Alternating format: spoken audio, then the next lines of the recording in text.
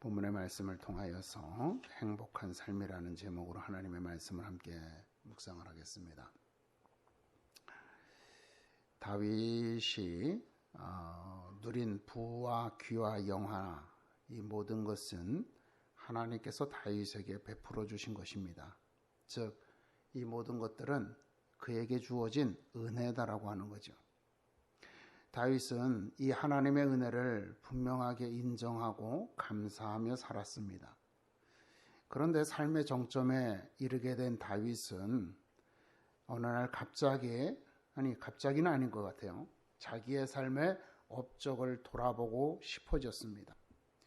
사람들은 이처럼 작은 성취, 내가 무엇을 이루었는가라고 하는 것을 보면서 나는 이런 사람이야 라고 하는 그런 어떤 만족감, 이런 것들을 누리는 그리고 그것으로서 자신을 위로받고 자신을 격려하고자 하는 그런 마음들이 있죠. 그래서 여러분, 우리가 뭔가 목적을 잃어버린 학생들이나 사람들한테 충고해 줄 때 뭐라고 해요? 너무 큰 계획을 세우지 말고 내가 지금 이룰 수 있는 작은 것들 하나하나를 세우면서 그것을 성취하면서, 그래서 너 자신에 대해서 자신감을 가지고 조금 더 큰 꿈을 꾸고 조금 더 큰 일들을 계획해서 너의 인생을 성공적으로 살아라, 이렇게 권면하는 거잖아요. 이렇게 사람은 누구나 이 뭔가 내가 어떠한 존재인지, 내가 무엇을 이루었는지라고 하는 것에 대하여서 늘 확인하고 그것으로서 나는 어떤 존재라고가 하는 그런 만족감을 얻고자 하는 마음들이 있는 거죠. 아마 다윗도 이런 마음이었던 것 같아요. 이것을 어떻게 할 수 있느냐면, 이 다윗이 이 자기의 삶의 업적을 돌아보고 싶었다라고 하는 것은 어디에서 나타나느냐면, 어느 날 갑자기 자기의 군사령관인 요압에게 인구를 조사해보라, 이렇게 말을 하는 거죠. 여러분, 어느 한 국가가 국민들이 인구가 늘어난다라고 하는 것은 과거 시대에 여러분 어때요? 그것은 그 나라가 그만큼 안정되어져 있다라고 하는 것을 의미하는 겁니다. 먹을 것이 없거나 혹은 아니면 전쟁을 겪거나 혹은 어떤 자연재해를 겪게 되면 사람들은 여러분 어떻게 돼요? 이 먹는 문제가 해결이 안 되면 자녀들을 잘 낳지 않죠. 그리고 빨리 죽게 돼요. 그래서 인구가 늘어나지 않습니다. 근데 인구가 늘어났다라고 하는 것은 그 나라가 그만큼 안정되고 뭔가 좀 이렇게 살만한 국가가 되었다라고 하는 것을 의미하는 거죠. 그래서 다윗이 요압에게 인구 조사를 시킨 것은 자신이 이룬 이 자신을 통하여서 이 이스라엘 국가가, 이스라엘 백성들이 얼마나 안정되고 얼마나 발전하고 얼마나 번영을 누리는지 스스로 한번 확인해보고 그것으로 자기의 기쁨을 삼고자 하는 마음이었다라고 하는 겁니다. 이것이 바로 그 명령을 받았던 요압의 답변에서 분명하게 드러납니다. 다윗이 인구를 조사하라고 명령을 하니까 요압이 다윗에게 이렇게 대답을 해요. 이 백성이 얼마든지 왕의 하나님 여호와께서 100배나 더하게 하사 내 주 왕의 눈으로 보게 하시기를 원하나이다. 그러니까 이게 무슨 말이에요? 지금 이 나라가 이렇게 안정되고 이렇게 번영할 수 있었던 것은 하나님의 은혜예요. 그리고 이 하나님의 은혜가 더 임하여서 더 크고 더 놀라운 번영과 안정을 이루기를 정말 내가 간절히 바랍니다, 이런 뜻이죠. 그러면서 뭐라고 말하냐면, 그런데 내 주 왕은 어찌하여 이런 일을 기뻐하십니까? 라고 하는 거죠. 무슨 말이에요? 지금 얻은 성취를 점검해 보면서 이것을 가지고 내가 기뻐한다는 거예요. 그런데 이게 오늘 우리 이제 성경 말씀에는 이렇게 기뻐한다라고 하는 말로 표현되어 있지만 원문을 보면 뭐라고 표현했냐면, 이거 번역이 어떻게 되냐면 즐기다라는 표현이 되어져 있어요. 즐긴다는 말은 여러분 뭐죠? 한 번 하고 마는 게 아니잖아요. 그죠? 우리가 뭘 즐긴다라고 할 때는 이걸 좀 뭐라 그럴까요? 이게 한 번 해서 내가 기분이 좋았으면 그 다음에 또 하고 이럴 때 우리가 그거를 야, 저 사람은 저걸 즐기는 거야, 이렇게 표현하잖아요. 그러니까 다윗의 이 마음이 어느 한순간부터 조금씩 자기가 이룬 것들, 사실 그렇잖아요.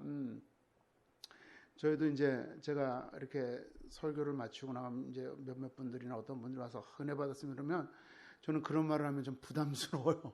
왜냐하면 이게 내 스스로 자만에 빠지게 되게 그럴 확률이 많아요. 왜? 그러면 오늘은 내가 그 다음 주엔 뭘로 은혜를 끼쳐야 되지? 이런 어떤 압박감이, 이건 압박감이면서 동시에 또한 내 스스로 내가 이런 존재라고 하는 자기 만족을 가져오게 된단 말이에요. 다윗도 마찬가지죠.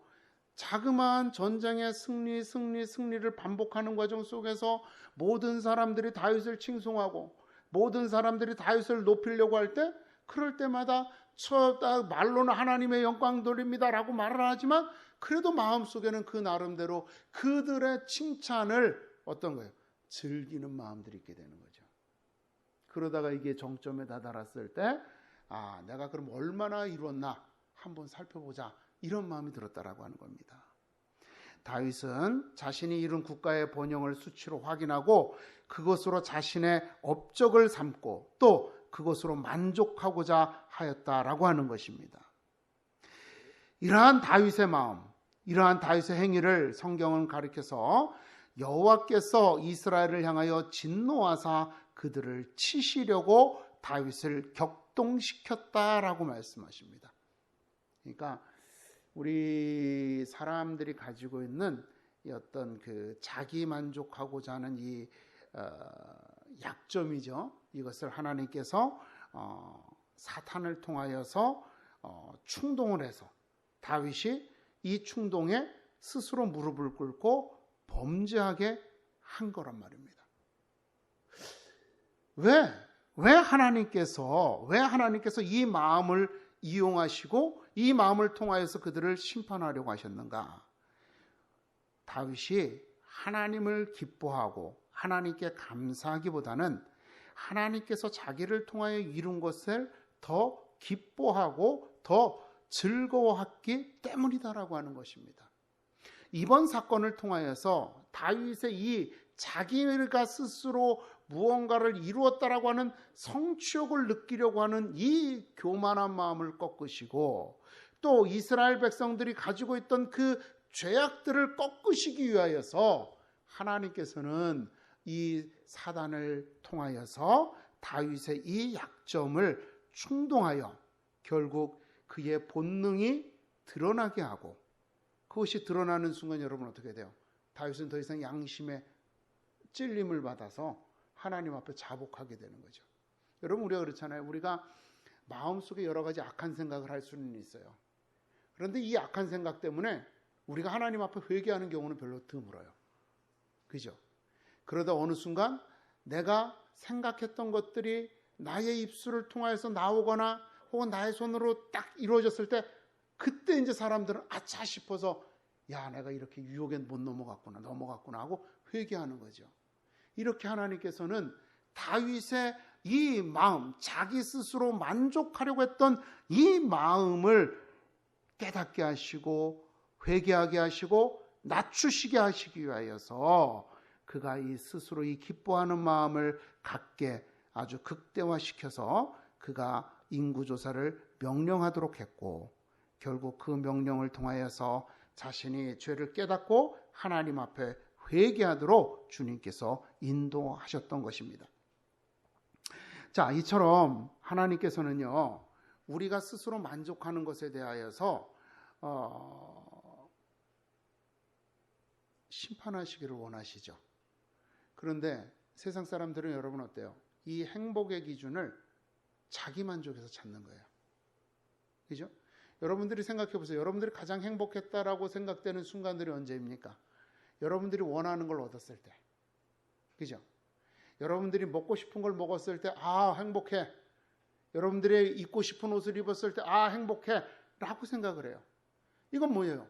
내가 만족하는 것을 가졌을 때 사람들은 그것을 행복이라고 생각을 한다라고 하는 거예요.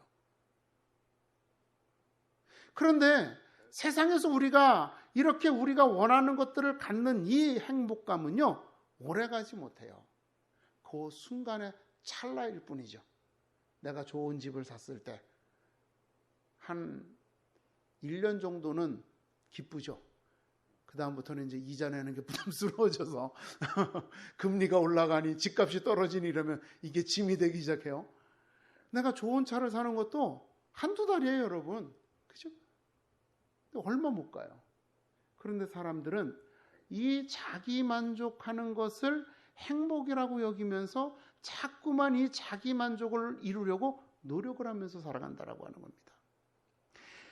이러한 자기 만족이, 이 자기 만족을 행복이라고 생각하는 이 우리의 습관이, 우리의 가치관이 우리의 신앙조차도 자기 만족적으로 변질시켜 놓는 경우들을 너무나도 많이 보게 됩니다.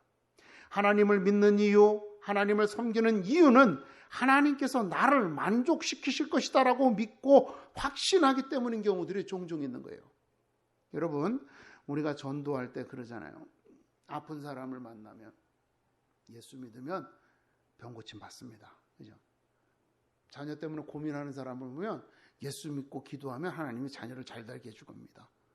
자, 여러분, 우리는 그 사람들에게 하나님은 어떠한 분이, 전능하신 하나님, 우리의 병도 고칠 수 있고 우리의 인생을 주관하신 하나님이라고 하는 것을 설명해 주기 위해서 이렇게 표현을 하는 건데, 듣는 사람 입장에서 뭐가 되는 거예요? 야, 하나님 믿으면 내 병, 내가 간절하게 원하는 이 병을 고침받을 수 있구나. 그죠? 그래서 하나님 믿는 거예요. 이건 뭐가 되는 거예요? 내 만족을 위해서 하나님을 믿게 되는 거죠. 물론 이것이 시간이 지나가지고 정말 성령의 역사 가운데 이 믿음이 더 성숙해진다면 감사한데, 이미 출발할 때부터 여러분 어떻게 돼요? 내 만족을 위해서 믿기 시작하는 거예요. 출발점이 잘못됐는데 제대로 된 믿음이 되기는, 제대로 길을 가기는 굉장히 힘들고 더 많은 어떤 그 꺾어짐들이 필요하게 되는 거죠. 이걸 우리가 어디에서 볼 수 있느냐? 대부분 우리가 기도하는 내용들이 있는 거죠. 대부분 우리가 기도하는 내용들이 하나님 안에서 우리의 신앙이 이루어지기를 기다리고 바라고 비는 이러한 수동적인 신앙인으로 삶을 살고 있다라고 하는 겁니다. 즉 무슨 말이냐? 뭔가 하나님의 나라와 영광을 위하여 우리가 적극적으로 하나님 앞에 헌신하는 삶이 아니라 하나님 앞에 기도하고 하나님 앞에 간구함으로써 하나님께서 우리가 원하는 것들을 들어주시기를 기다리는 이러한 수동적인 신앙으로 우리의 신앙의 모습들이 변질되어 버렸다는 겁니다. 여러분, 하나님께서는 우리들을 만족시켜 주시기 위해서 우리를 구원하신 게 아니죠. 하나님이 우리를 선택하심은 우리를 만족시켜 주시기 위해서 우리를 선택하신 것이 아니라는 겁니다. 하나님의 크고 놀라운 계획 속에서 그분의 영광을 나타내기 위해서. 그래서 여러분, 우리가 인생의 제일 되는 첫 번째 목적이 뭐냐라고 했을 때 대답이 뭐예요? 주를 기쁘시게 하는 것이란 말입니다. 주를 기뻐하고 주를 기쁘시게 하는 것이란 말이죠. 이렇게 자기의 기도를, 자기가 원하는 것을 하나님께서 이루어지기를 기다리는 이러한 신앙인들을 가리켜서 사도 바울은 빌립보서 3장 19절에 보니까 그들의 신은 배요 그 영광은 그들의 부끄러움에 있고 땅의 일을 생각하는 자라라고 이렇게 말하고 있습니다. 여기서 배라고 하는 것은 여러분, 우리의 이런 육신의 배를 말하는 게 아니죠. 여러분, 예전에 히딩크 감독이 저희 월드컵에서 좋은 성적을 냈을 때 그가 이렇게 말했어요. 나는 아직도 배고프다. 그 사람이 배고파서 배고파다라고 한 게 아니잖아요. 지금 나는 이 작은 승리로 만족할 수 없다. 더 큰 성취, 더 큰 자기 만족, 더 큰 이 팀을 이끌고 우승을 하는 것으로서 내가 어떤 존재인지 사람들 앞에 드러내고 내 능력을 과시함으로써 나는 사람들 앞에 더 인정받는 사람이 되겠다라고 하는 그런 어떤 욕구의 표현이 아직도 배고프다라고 하는 거예요. 그러니까 여기서 말하는 배라고 하는 것은 우리가 인생이 사람들이 원하는 욕망, 사람들이 가지고 있는 자기만족이란 말이죠. 그래서 그 자기만족이라고 하는 것이 뭐예요? 대부분 이 세상에서 어떤 삶을 살 것인가, 어떠한 인생을 살 것인가라고 하는 거죠. 그것을 사도 바울은 그들을 향하여서 땅의 일을 생각하는 자다라고 이렇게 책망했던 겁니다. 수많은 자칭 그리스도인들은 자신들의 욕망을 신으로 섬기고 있는 경우가 너무나도 많이 있습니다. 그들은 그 신을 기쁘게 하긴 위한 수단으로 하나님을 이용하는 것에 불과한 경우들입니다. 그리하여 그들은 하나님께 항상 자기들이 원하는 것, 자기들을 기쁘게 하는 것, 자기를 만족해 하며 행복감을 느끼게 하는 것들을 요구하죠. 이게 더 나아가서는 강요도 돼요. 여러분, 많은 사람들이 예수님께서 40일 금식 기도를 하셨다는 것을 본받아서 본인들도 40일 금식 기도를 하고, 아니 열흘을 하고 일주일을 하고 막 이렇게 합니다. 그런데 여러분 가만히 생각해 보세요. 주님이 왜 40일 기도를 하셨죠? 분명히 성경에 그 내용은 기록되어 있지 않지만 예수님이 받으셨던 시험을 통하여서 보면 예수님께서 이제 본격적으로 그 메시아로서의 그 이 땅에 오신 그 사역의 길을 들어가시기 전에 이 예수님이 가지고 있던 모든 인간적인, 왜냐하면 그 예수님도 우리 인간의 옷을 입고 오셨으니까 가지고 있던 모든 육적인 그런 것들을 내려놓는 그런 기도인 거죠. 그죠? 그래서 사단이 시험하는 게 뭐예요? 먹는 것, 명예, 권력 이런 것 가지고 예수님을 시험하잖아요. 그 40일 기간 동안에 예수님이 그 충분히 자신의 그 금식하시는 동안 느꼈던 그 모든 것들이 사단의 그 시험을 통해서 아주 극명하게 드러나면서 예수님이 그 사단의 시험을 물리치심으로써 이제는 주님은 더욱더 본격적으로 하나님의 일을 감당할 수 있는 그러한 삶을 살아가게 되는 거잖아요. 주님의 일을, 하나님의 계획을 이루시기 위하여 준비하기 위하여 금식하신 거예요. 그런데 오늘 우리 많은 사람들이 금식하는 기도의 내용을 보세요. 병 고쳐달라고 금식하죠. 우리 자녀들 좋은 학교 들어가게 해달라고 금식하죠. 내 인생, 내 사업, 남편 사업 잘 되게 해달라고 금식하죠. 이건 뭐예요? 주님이 금식한 거랑은 전혀 상관없는 거예요. 그런데 우리는 그걸 흉내내면서 하나님한테 기도하는 거죠. 이건 뭡니까? 내 목숨을 내놓고 하나님 앞에 어떻게 하는 거예요? 하나님, 나 이거 안 들어주면 죽을 거예요. 어린아이가 자기 부모한테 엄마 나 이거 안 사주면 죽을 것 같아 라고 하는 것처럼, 그럼 뭐 강요하는 거죠. 강요하는 거예요. 이러한 것들이 여러분, 우리들이 얼마나 우리의 자기만족, 우리의 욕망을 섬기고 있는지 보여주는 것이다라고 하는 겁니다. 물론 이러한 말에 반박하는 사람들도 있을 것입니다. 자기의 믿음의 순수성을 주장하고자 자기가 얼마나 열심히 교회 생활을 하고 있고 얼마나 개인적인 영성을 추구하며 살고 있는지를 자랑할 것입니다. 아니, 설명할 거예요. 그런데 여러분, 그들이 그렇게 교회 생활하고 자기 영성을 추구한다고 할지라도 지금 제가 읽어드리는 이 바울이 말한 것들에 대해서 저촉이 된다면 그들은 결국은 자기 만족을 위해서 신앙생활하는 자들입니다. 사도 바울은요, 디모데후서 3장에서 보니까 이렇게 말해요. 사람들이 자기를 사랑하며 돈을 사랑하며 자랑하며 교만하며 비방하며 부모를 거역하며 감사하지 아니하며 거룩하지 아니하며 무정하며 원통함을 풀지 아니하며 모함하며 절제하지 못하며 사나우며 선한 것을 좋아하지 아니하며 배신하며 조급하며 자만하며 쾌락을 사랑하기를 하나님 사랑하는 것보다 더하며. 이게 무슨 말이에요? 결국은 하나님을 사랑한다라고 하면서 내가 자기를 더 사랑하고 있다면, 하나님을 사랑한다라고 하면서 돈을 사랑하고, 하나님을 사랑한다라고 하면서 나를 자랑하고, 하나님을 사랑한다면서 교만하고, 하나님을 사랑한다라고 하면서 부모한테 감사하지 아니하고 거룩하지 아니하고 무정하지 아니하고 원통하지 않다면, 이런 생각들을 하고 있다면 여러분, 우리는 하나님을 사랑하는 것이 아니라 나를 사랑하고 있는 것에 불과하다라고 하는 거죠. 사도 바울이 이렇게 하나님을 신앙한다라고 말하고 주장하면서도 이 모든 것들이 우리들의 삶에서 지속되고 있다면 우리는 하나님보다 우리의 배, 즉 우리의 욕망을 더 사랑하는 자라고 이렇게 지적하고 있는 것입니다. 그런데 여러분, 제가 읽어드린 것들, 사도 바울이 디모데후서에서 한 말들 가만히 생각해 보세요. 이거 우리에게 너무 익숙한 거잖아요.